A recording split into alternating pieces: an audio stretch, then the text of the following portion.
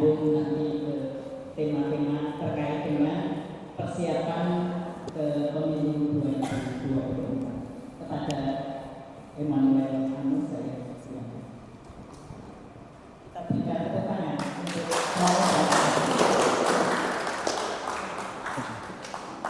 Terima kasih Mbak Kus, Romo Deken, para Romo, Frater, Suster, Bapak Ibu, Rasul Awam yang saya kasihi.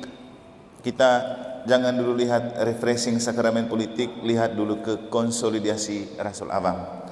Pertama sekali, kalau kita bicara konsolidasi Rasul Awam, maka yang pertama prinsipnya solid ke dalam, solider keluar. Jangan dibikin terbalik, solid di luar, di dalam cukup bersolider. Ini menjawab apa yang dikatakan oleh Romo Deken tadi. Kadang-kadang kita sangat proaktif di luar, kita lupa di gereja. Tiba-tiba saat menjadi caleg baru kita tahu itu orang gereja.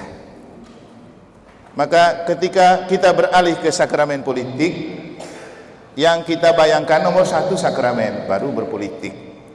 Jangan politik dulu baru sakramen. Atau jangan sakramentisasi politik, atau jangan politisasi sakramen untuk kami para Romo. Jadi dengan kita dikumpulkan pada saat ini, mungkin saja satu, kalian jenuh melihat kami Komisi Kerawam. Ngapain lagi datang? Toh bukan kita yang menentukan keberhasilan para caleg dan pilihan presiden. Atau mungkin juga ada yang berpikir, kita sudah datangkan sekretaris eksekutif Komisi Kerawam KBI, ngapain lagi datang yang levelnya cuma keuskupan? Nggak apa-apa, nanti baru kita lihat berguna atau tidak. Karena sesuatu itu berguna atau tidak bukan tergantung pada penafsiran, tapi apa yang harus kita lakukan. Tadi saya senang waktu Romo Deken bilang, waktu Romo Hans datang, semua terpikat dan terpesona dan merasa suka, pinginnya jangan berhenti. Tapi Bapak Ibu, kita orang Katolik seringkali terlena di zona nyaman. Waktu kita duduk di sini dan membahas, semua menarik. Giliran disuruh turun ke lapangan, tidak ada yang mau. Maka kami Komisi Kerawam setelah bergulat dengan komisi ini, mengajak kita untuk ada waktu untuk berdoa, tapi juga ada waktu untuk terlibat. Tapi juga jangan terlalu banyak terlibat, lupa berdoa, atau terlalu banyak berdoa, lupa terlibat. Maka dengan berbicara tentang sakramen politik, kita diajak untuk mari menghayati dan menikmati sakramen untuk kita bawa ke dunia politik. Ngapain gitu terus ya?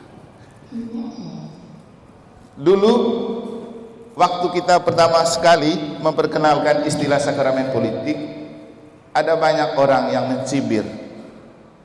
Ngapain buat sakramen ke-8 di dalam gereja? Ya, memang benar, kita tidak membuat sakramen ke-8 karena ini bukan ajaran dogmatik, ini cuma Komisi Kerawam. Kalau itu ajaran dogmatik boleh ditentang, tapi ini kan istilah di Komisi Kerawam. Maka pada kesempatan ini kita perlu merefresh kembali pemahaman kita tentang sakramen politik, agar kita tidak terus terjebak dalam bahaya atau menganggap tidak ada sakramen politik di dalam gereja. Memang di dalam gereja tidak ada, tapi ketika gereja dibawa keluar, kita harus membawa sakramen itu keluar. Tidak mungkin kita akan membaptis orang, tidak mungkin kita memberi orang sakramen krisma dan sakramen ekaristi kalau itu bukan orang Katolik. Tetapi mereka bisa diberi untuk mencicipi sakramen yang kita terima di dalam gereja lewat keterlibatan dan keaktifan kita dalam hidup sosial politik. Jadi itulah yang coba kita lihat kembali. Kenapa kita perlu merefresh kembali pemahaman tentang sakramen politik? Karena begini Bapak Ibu, kita politik itu hukumnya tidak ada yang kekal. Anda sendiri bisa melihat, Jokowi jadi presiden karena PDIP, tapi ketika sekarang pencalonan baru belum tentu dia bersama PDIP kan. Ya politik itu gitu, kawan dan lawan dalam sedetik bisa berubah. Kita bisa akan terjebak dalam bahaya itu. Dulu kita teman baik, sering jalan sama-sama, tapi karena kita caleg di partai berbeda, lalu kita jalan berbeda. Itu bahaya. Makanya dulu pernah saya sampaikan, entah di sini atau di mana, satu hal yang perlu kita sadari ketika berpolitik adalah warisan Belanda tentang politik divide et impera. Politik itu harus memecah belah, sehingga kita, siapa yang tahan banting dan tahan uji ketika dipecah belahkan, itulah politisi sejati. Maka Yesus bilang apa? Aku mengutus kamu seperti anak domba ke tengah serigala. Karena berpolitik itu seperti anak domba yang ditaruh di tengah serigala. Dan kita kaum minoritas memang anak domba yang siap disantap oleh para serigala yang merasa menjadi kaum mayoritas atau yang merasa punya pengaruh secara politik. Tapi sering saya mengatakan bahwa kita tidak akan pernah disantap oleh serigala karena melihat kita sebagai domba yang empuk dan membuat mereka ngiler, kalau sebelum kita pergi di tengah mereka, kita membekali diri dengan anak domba Allah yang kita terima dalam sakramen Ekaristi. Inilah maksud sakramen politik. Terima dulu sakramen di dalam gereja, baru berkiprah di dunia politik.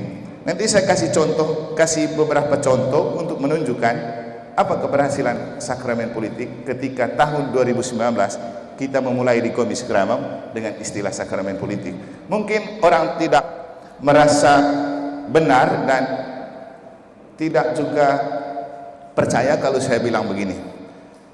Ketika kita sudah berbicara tentang sakramen politik, ternyata yang terjadi ada satu orang Katolik yang bisa jadi legislatif di DPRD Provinsi Bali sepanjang sejarah Gereja Katolik di Bali. Walaupun bukan kita yang mengorbitkan dan memang mungkin bukan orang Katolik yang memilih, tetapi Tuhan mengirimkan dia untuk menunjukkan kepada orang Katolik bahwa tidak ada yang mustahil bagi Tuhan kalau kita memulai dari altar ke pasar. Maka yang berikut yang ingin saya tunjukkan kepada kita, mari kita merefresh kembali cara pandang dan pemahaman kita tentang apa itu sakramen politik yang sudah saya maklumkan ketika Sinode 4 sudah selesai dan kami dipilih sebagai Ketua Komisi Keramam. Ini yang saya katakan waktu itu.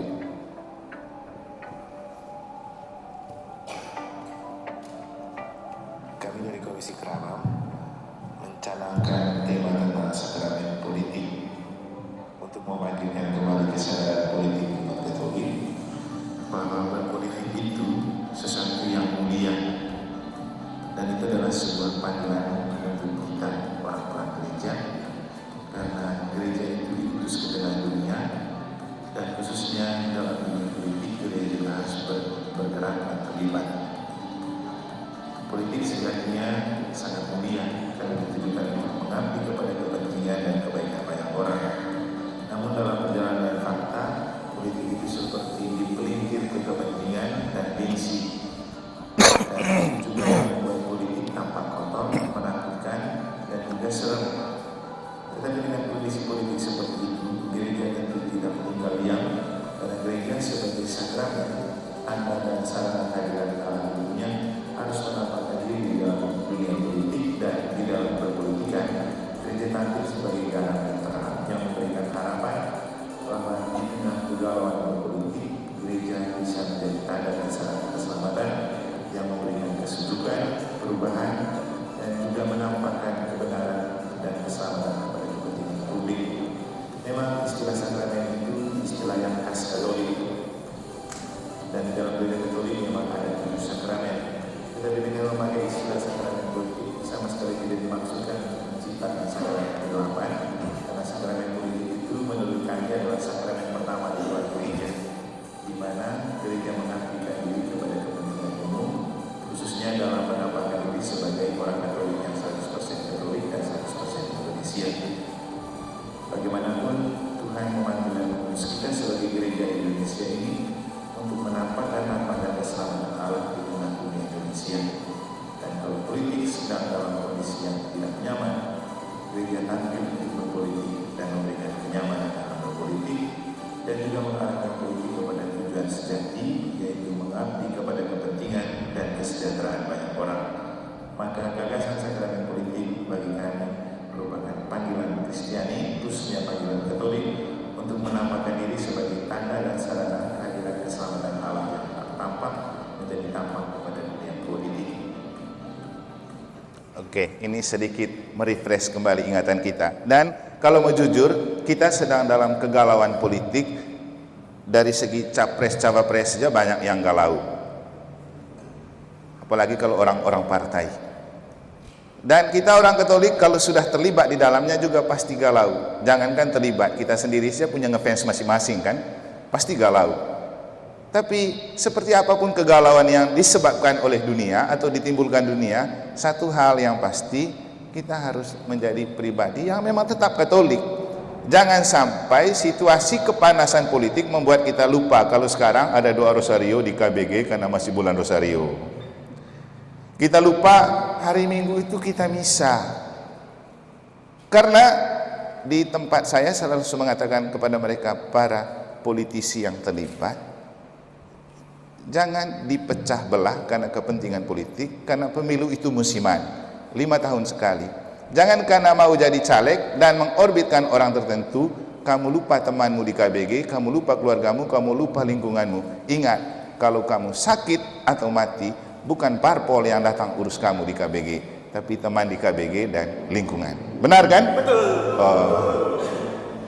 Inilah yang mau kita kuatkan, bahwa seperti apapun politik mengobok-obok kita, tetaplah menjadi seorang Katolik. Makanya bertumpu pada sakramen. Jangan lupa cicipi sakramen-sakramen di dalam gereja, supaya sebagai anak domba yang diutus ke tengah serigala kepanasan politik, walaupun politik membuat kita galau dan gabut dan gaduh, tetaplah tenang.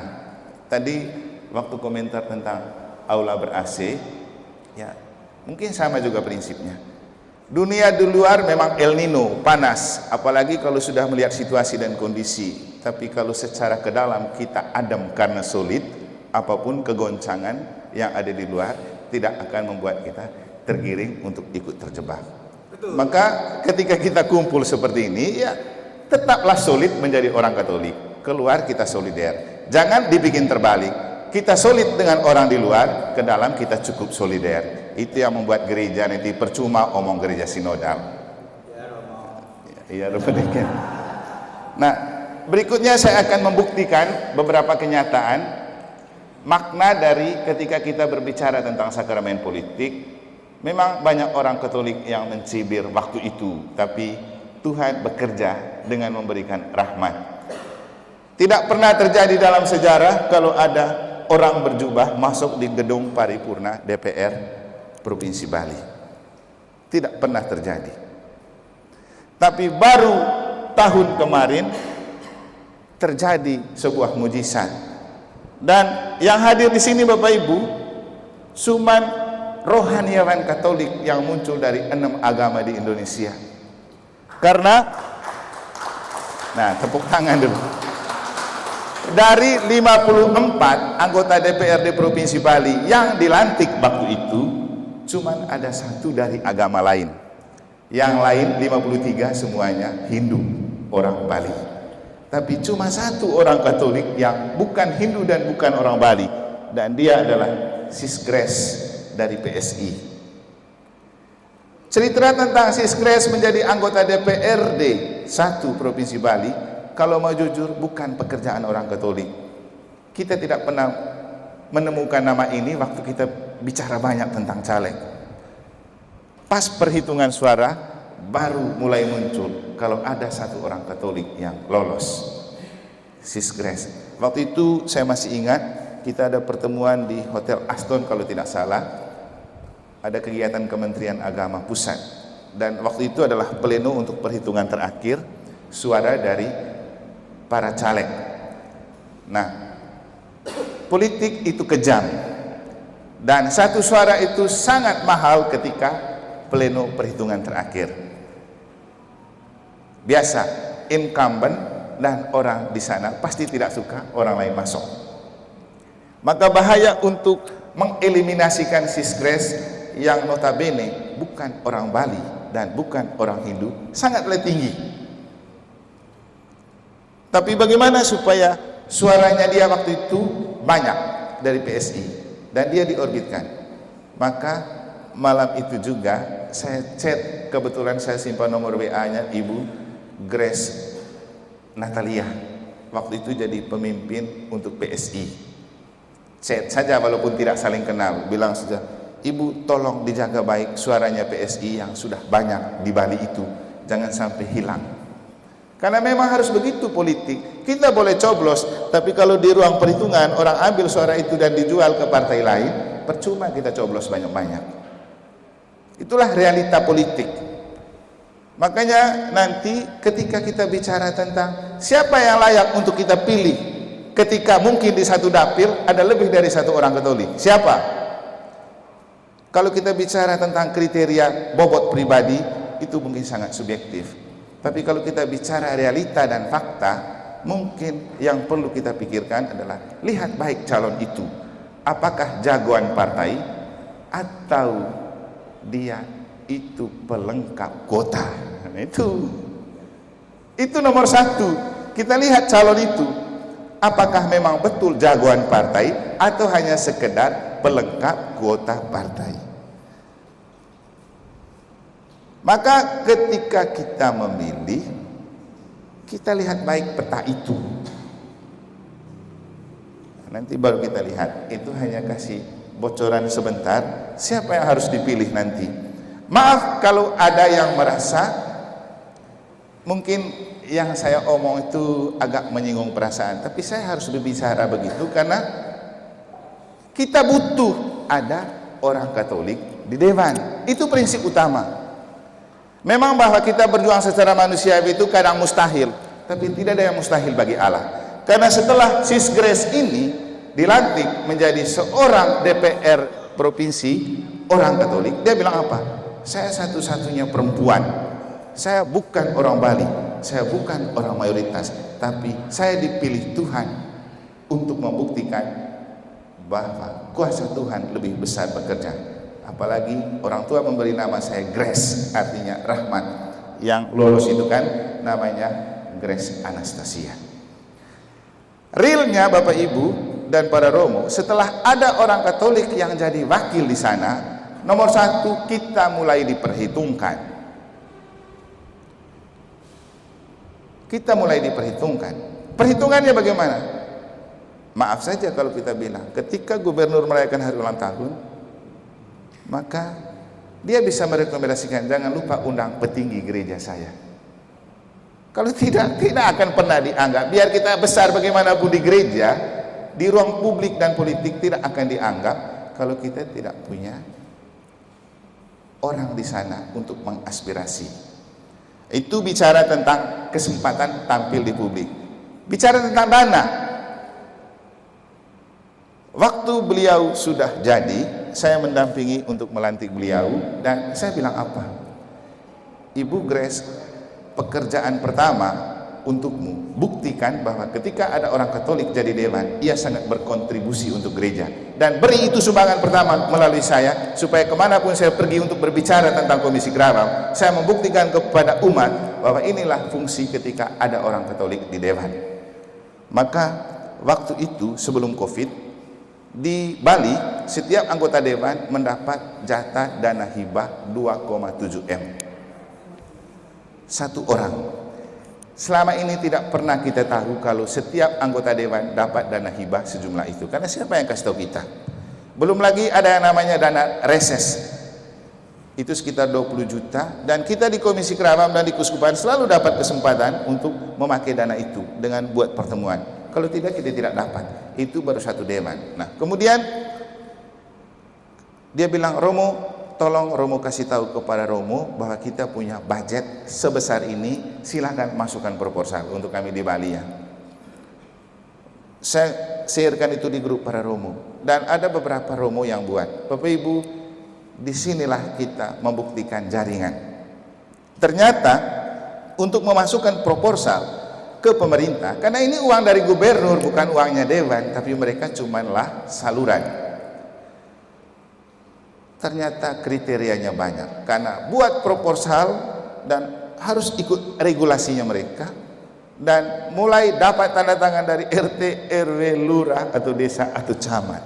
Kalau kita tidak punya koneksi di sana, sama dengan bohong. Sampai bupati.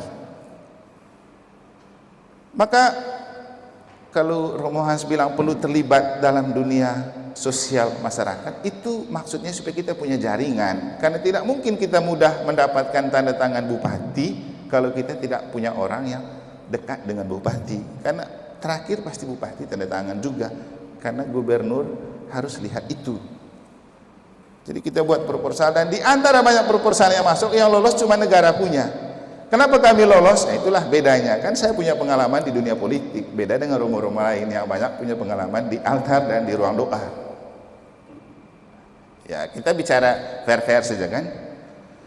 Tapi ternyata nanti memang berakhir dengan cerita tidak mudah berpolitik. Kita betul-betul diobok-obok. Bukan oleh orang kita diobok-obok, tapi domba yang menjadi Yudas. Nanti saya akan kasih tunjuk juga beberapa pengalaman praktis. Karena akhirnya, cerita singkat, uang 600 menjadi bumerang untuk kami. Dilapor ke Kejari, iya. Diobok-obok di medsos, iya. Dilapor ke inspektorat, iya. Tapi saya yang menghadapi semuanya itu lalu merasa inilah anak domba yang diutus ke tengah serigala. Ketika kita diobok-obok, kita tetap kuat, tahan banting dan tahan uji. Dilapor ke Kejari. Tapi Tuhan kan bekerja lebih dulu. Tiba-tiba saja saya sudah lebih dulu dekat dengan ibu Kejarinya. Lalu saya pesiar ke rumah, jalan-jalan, bicara-bicara, tidak lanjut. Dilapor ke inspektorat. Saya menghadap 2 atau 3 kali. Saya pergi dengan pakai jubah. Banyak sekali pengaduan. Malah dibilang saya makan uang dan segala macam, hanya karena kita simpan uangnya deposit di koperasi, karena uang 600 kan aturannya kalau sudah dicairkan langsung diambil dan dipakai, tidak boleh disimpan. Kami kan takut hilang uang ini, maka 300 dipakai, 300 deposit titip di koperasi atas nama gereja. Tapi biasalah di gereja kan ada yang tidak puas dan dia pingin supaya di proyek itu dia ada nama, mungkin juga dia dapat jatah. Nah, inilah Yudas-Yudas yang bermain. Kita dilaporkan dengan itu, termasuk saya dapat surat dari koperasi, kalau ada surat ke gubernur, kalau saya menyalahgunakan uang itu dengan memakai buka rekening atas nama pribadi 300 juta, padahal yang ada di sana atas nama gereja 300 juta, bukan atas nama saya. Terus proses-proses ke inspektorat juga. Ketika sampai di sana, saya bawa jubah, saya bilang, ini lebih elegan daripada kami diobok-obok di media sosial. Tapi saya juga mau mengatakan kepada Bapak Ibu bahwa sepanjang sejarah baru pertama kali gereja Katolik dapat dana sebesar ini dari pemerintah. Sebagai orang Katolik, kami tidak mau gara-gara uang 600 juta agama Katolik dicemarkan. Saya datang dengan pakai jubah karena saya mau ingin memberitakan kejujuran dan kebenaran yang menjadi hakikat gereja Katolik. Dan saya bangga pakai pakaian kebesaran saya di sini, karena ini menjadi kesempatan kedua. Setelah kesempatan pertama di ruang di samping itu, gedung paripurna DPR, saya datang dengan jubah ini untuk melantik anggota DPR yang kasih kami uang yang sekarang dipersoalkan di inspektorat. Saya masih pakai jubah yang sama. Terus ya ceritanya panjang, ada banyak regulasi yang salah dan harus ada beberapa uang yang dikembalikan. Singkat cerita, terakhir saya bilang gini, kamu melihat dari regulasi, coba kamu berpikir dari segi kemanusiaan.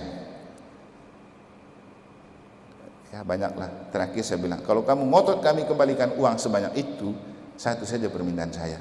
Saya harus bicara dulu dengan anggota DPR kami, dan saya akan bertemu bupati, gubernur bersama dia. Takut mereka. Yang berikutnya, saya akan kembalikan uang itu dengan catatan, kasih saya pekerjaan di provinsi ini dan seluruh pelayanan saya kamu yang tanggung. Tidak berani mereka. Hasil akhirnya semua tidak dikembalikan dan buat pernyataan bahwa semua sudah terpakai. Karena memang semua sudah terpakai. Kalau kita kembalikan, berarti benar kita korupsi. Orang kita tidak ada uang, mau kembalikan bagaimana? Hanya karena kesalahan regulasi. Dan siapa yang membongkar semuanya itu? Para Yudas yang ada di gereja. Tidak mungkin ada orang lain yang tahu. Karena mereka kemudian mengatakan, Romo, kalau tidak ada umat Romo yang mengadu, tidak mungkin kami memanggil juga. Nah, inilah berpolitik itu kejam. Itulah yang dimaksudkan dengan politisasi sakramen atau sakramentisasi politik.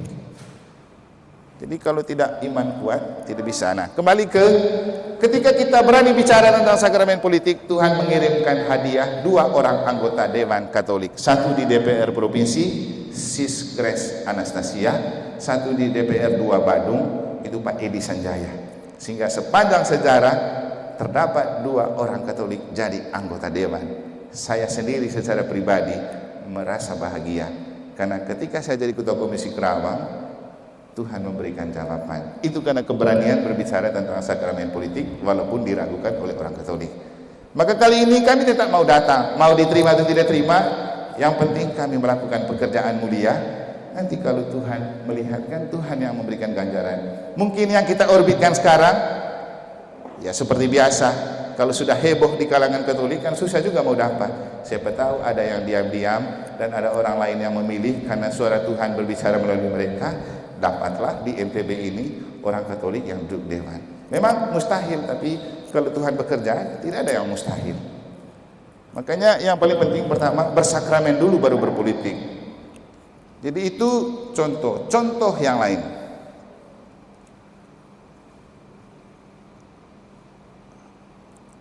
Oh ya, sebelum lihat contoh berikutnya, kita buat internalisasi sedikit. Sakramen politik itu pada intinya begini, bagaimana hidup rohani menjelma dalam karya kerasulan politik. Jadi kerohanian dulu nomor 1. Rohani kuat, jiwa kuat. Tapi rohani lemah, biar jiwa kuat tetap roboh juga. Ini, bawa altar ke pasar, bawa sakramen ke politik, bawa iman dalam perbuatan supaya terjadi inkarnasi, sabda menjadi manusia dan tinggal di antara kita. Kita yang terinkarnasi menjadi sabda yang menjelma di dalam dunia politik, lalu di sana kita berguna untuk dunia yang dibahasakan dengan menjadi garam dan terang dunia.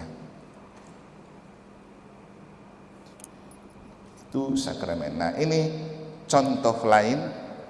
Kekuatan kerohanian kita akan berpengaruh pada dunia di sekitar kita dan akan membuktikan kalau Roh Kudus memang hanya kita yang punya dan bisa berkarya dalam diri kita. Ini foto pada waktu kita doa bersama pada tanggal 17/2017 di Jemberana bersama para rohaniawan dari agama-agama. Waktu itu matahari sudah mulai terbenam. Dan di foto yang asli tiba-tiba ada cahaya dari atas yang persis masuk di saya itu, yang putih-putih itu.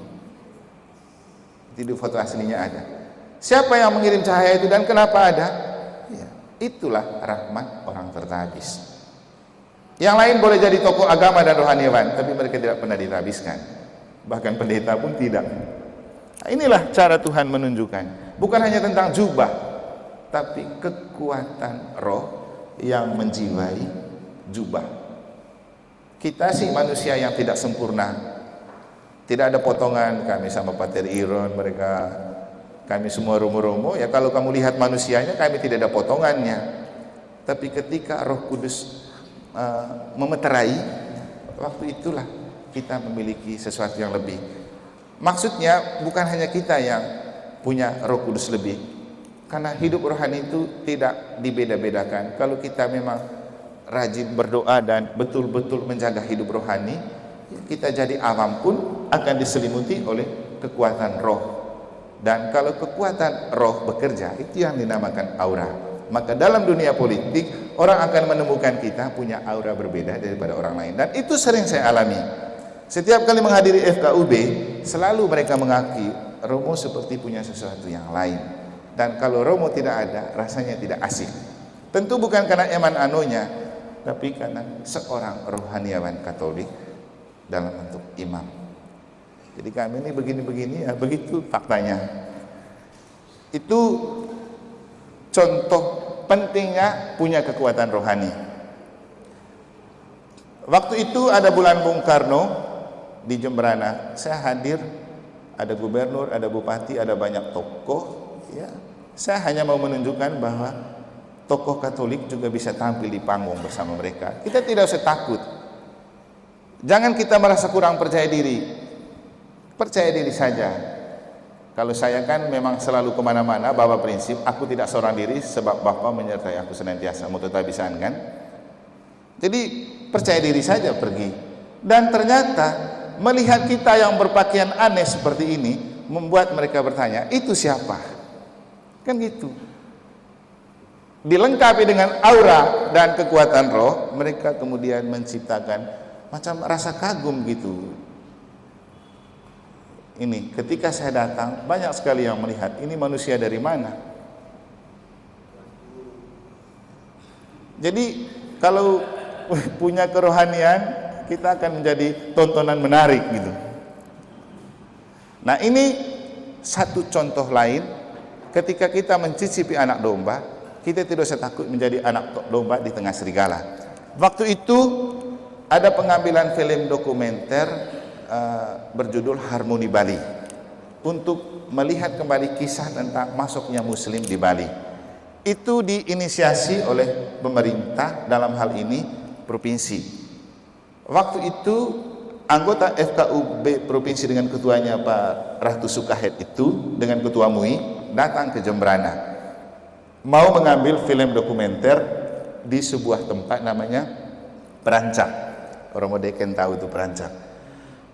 Romo Venus karena tidak punya waktu, dia bilang, no, kamu ikut menggantikan saya. Saya bilang, oke, Tanda. Mereka datang minggu pagi, kita kan misa minggu pagi dulu. Terus saya bilang, bagaimana saya misa dulu ya, kapan saja bisa ikut. Dan setelah mereka mengikuti berbagai kegiatan dan rangkaian acara, saya ikut persis dapat di pantai, puncaknya pengambilan film dokumenter. Karena Pak Ratu Sukahed ini sudah kenal dengan saya, waktu itu kita undang ke keuskupan untuk bicara tentang Perda 4. Maka dia sudah kenal. Begitu saya datang, saya langsung menghampiri beliau dan rileks dengan dia. Tokoh agama lain yang tidak tahu pada kaget, lu ini orang kok baru datang langsung nyetel di situ. Karena saking asiknya kita ngobrol, mulailah pengambilan film dokumenter di dalam 2 perahu. Perahu itu, perahu pertama tokoh utama yang diisi oleh mereka itu yang hijau itu ketua MUI, di sebelahnya Bupati Jembrana, di sebelah saya itu karena nyelonong saja, karena saya tidak tahu saya harus naik di perahu mana, tapi kalau istilahnya Santo Paulus, karena dipenjarakan oleh roh yang menuntun untuk masuk di perahu mereka. Di sebelah itu ada sekretarisnya Bupati, di sebelah ada seorang artis nasional namanya Dea Anissa, lalu paling ujung itu Sukahed. Ketika sudah masuk di dalam perahu, anggota FKUB lain dari provinsi mereka kaget, loh kok orang itu baru datang langsung masuk di sana. Tapi saya tidak tahu. Begitu sudah sampai di dalam, mulailah mengambil pendapat-pendapat tentang Harmoni Bali. Saya kan tidak masuk hitungan, tapi kemudian saya bisik di yang di samping, boleh juga saya ikut bicara. Akhirnya saya diberi kesempatan. Ternyata selanjutnya yang saya omong itu mereka rasa lebih berbobot, lalu diberi kesempatan terus dan mereka bawa. Beberapa saat kemudian mereka telepon saya, Romo, yang Romo punya kita potong saja. Kenapa? Karena di luar skenario. Saya bilang tidak apa-apa, itu urusan kamu, yang penting di medsos orang sudah tahu bahwa saya ada di sini. Tapi hanya mau menceritakan bahwa ketika kita sudah mencicipi anak domba, nanti anak domba itu yang membuat kita menjadi figur yang diperhitungkan dan disegani orang. Oh, kan Yesus sudah masuk, apa yang takut? Tidak mungkin Yesus berbicara, aku mengutus kamu seperti anak domba ke tengah serigala, kalau dia tidak memberikan garansi dan jaminan, nanti dia yang akan menyelimuti dan menguatkan kita. Jadi begitu juga masuk di politik, entah caleg atau jabatan-jabatan lain. Jangan pernah tinggalkan sakramen. Sakramen dulu baru kita terjun. Nah, ini sedikit contoh bagaimana kemudian saya yang mengendalikan mereka. Tidak tahu lagi, lupa.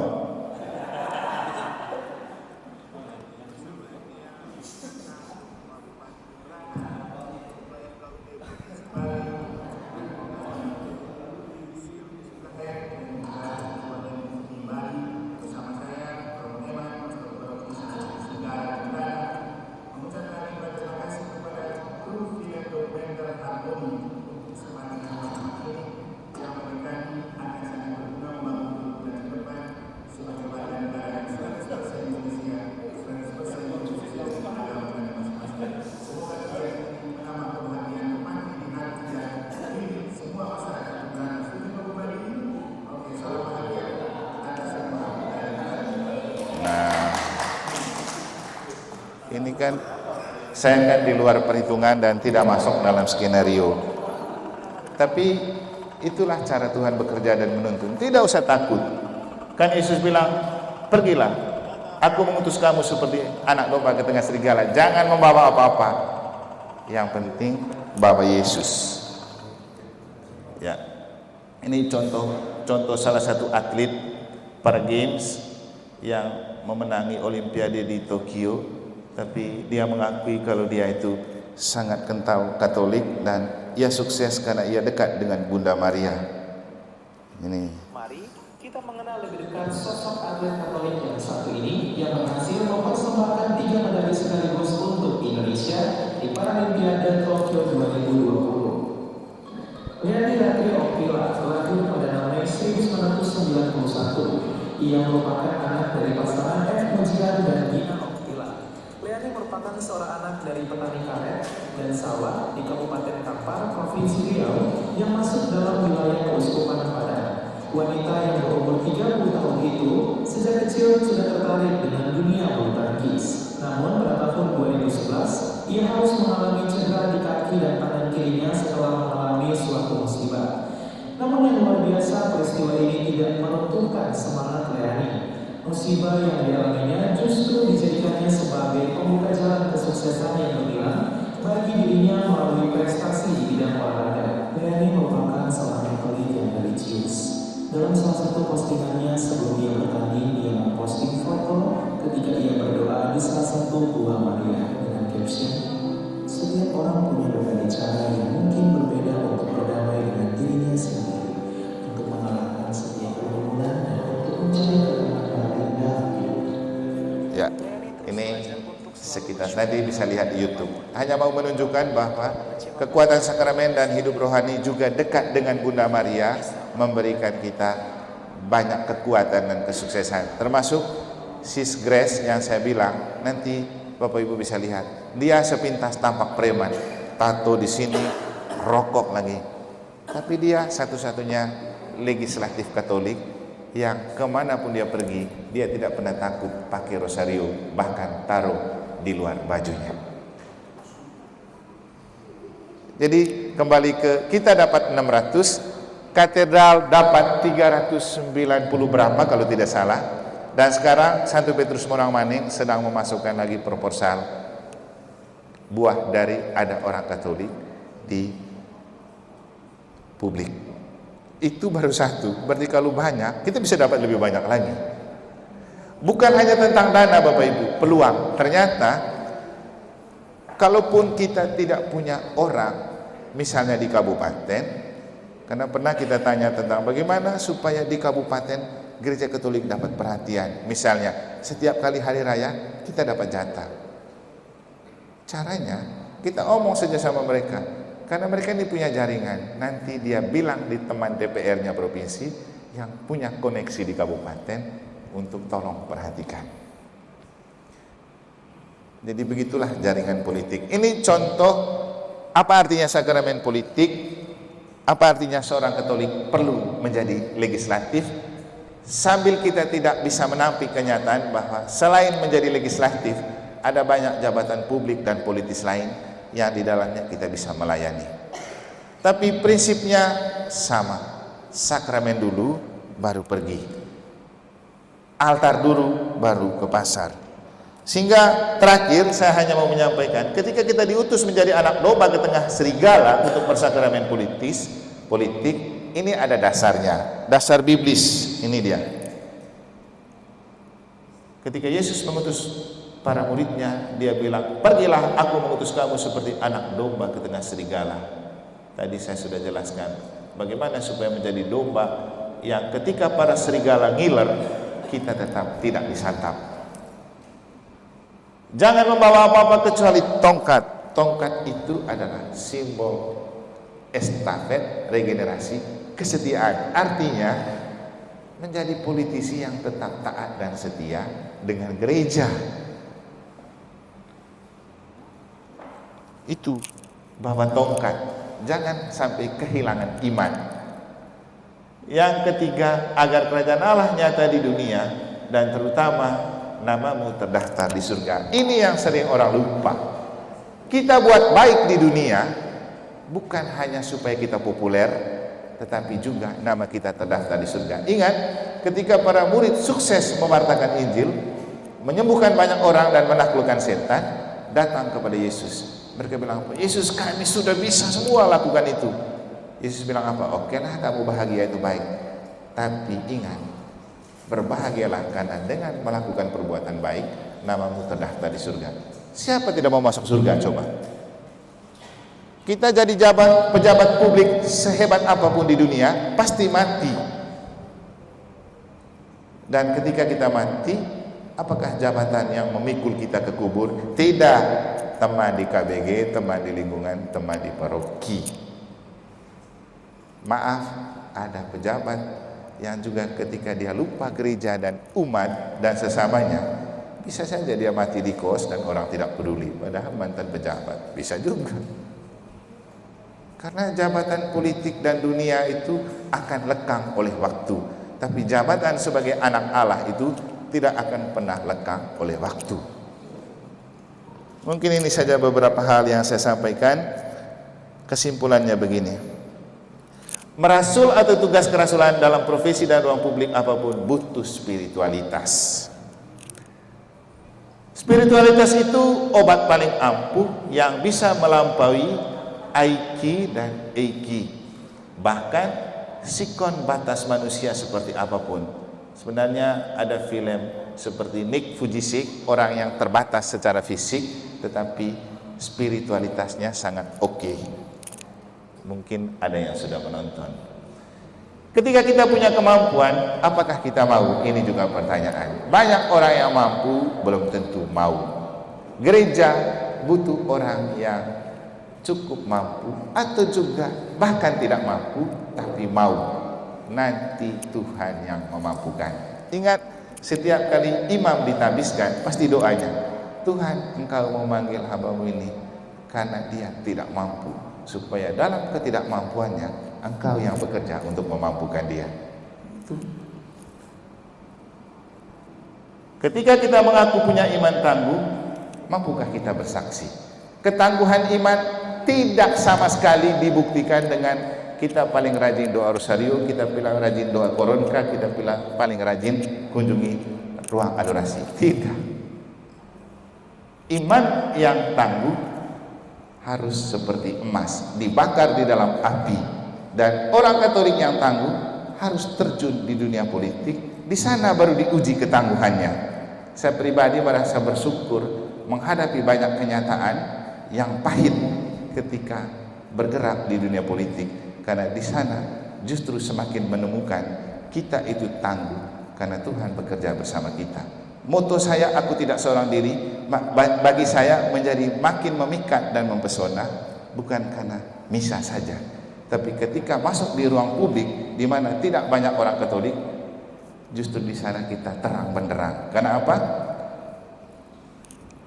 Kita punya iman yang tangguh, dan bagi saya itu memberikan juga saya imamat yang tangguh. Karena akhirnya saya menemukan saya boleh menjadi imam yang rajin merayakan misa, tapi apa artinya sakramen itu ketika keselamatan itu tidak saya bagikan kepada orang lain yang mungkin juga membutuhkan keselamatan. Kita juga jadi orang Katolik yang menerima banyak sakramen, mungkin rajin misa, rajin berdoa, tapi kalau kita tidak pernah mau terjun di dalam kesaksian di tengah serigala, kita bukanlah orang Katolik tangguh. Selamat untuk para caleg yang mau terjun, buktikan ketangguhan imanmu. Anda pergi untuk memberikan kesaksian bahwa ada gereja Katolik di tengah mayoritas. Ya, kita berharap ada yang lolos. Memang mungkin tampak mustahil, tapi tidak ada yang mustahil bagi Allah. Mungkin kita tidak pernah membayangkan ada seorang sekaliber Kevin akan go internasional, orang Katolik dari Lombok. Tapi buktinya ada kan? Kok bisa? Ya, itulah cara Tuhan bekerja. Jadi sakramen dulu baru berpolitik. Sekian dan terima kasih.